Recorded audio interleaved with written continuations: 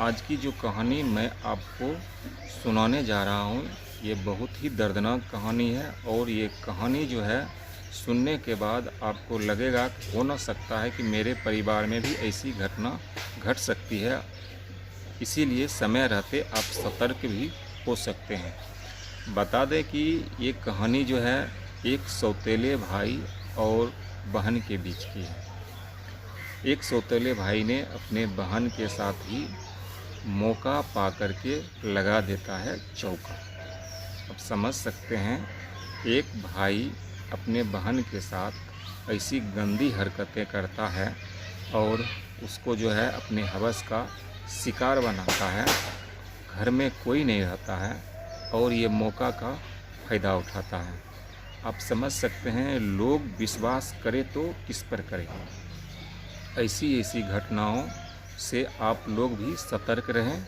अगर आपके घर में भी ऐसे लोग हैं तो आप सतर्क आपको रहने की ज़रूरत है। और जो है लगातार उस लड़की के साथ वो धमका करके, डरा करके उसके साथ यौन शोषण करता रहा लगभग 2 साल। 2 सालों के बाद जो है उसे जब एक बार जो है वो प्रेग्नेंट हो जाती है, उसके बाद वो माता पिता को बताती है। जब माता पिता भी सुने तो वो भी दंग रह गए कि भाई कौन सी घटना ये घट गई।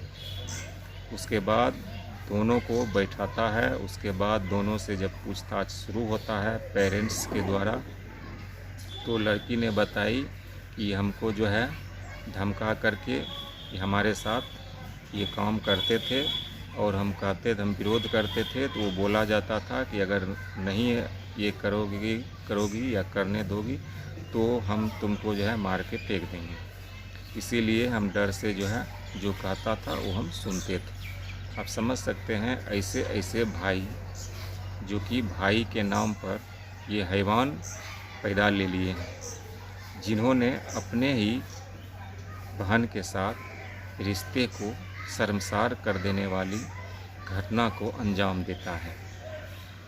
ऐसी घटनाओं से आपको भी बचने की ज़रूरत है। कैसे बचें? तो ध्यान रखने की ज़रूरत है कि आपके घर में इस मानसिकता के लोग तो नहीं हैं। अगर हैं तो ध्यान रखने की ज़रूरत है।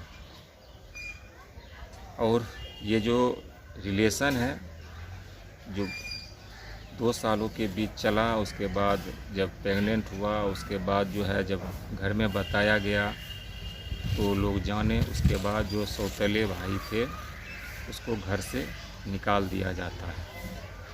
घर से निकालने के बाद से मारपीट भी किया गया। उसके बाद घर से निकाल दिया गया क्योंकि समाज में इस तरह के लोगों के लिए जगह नहीं होता है।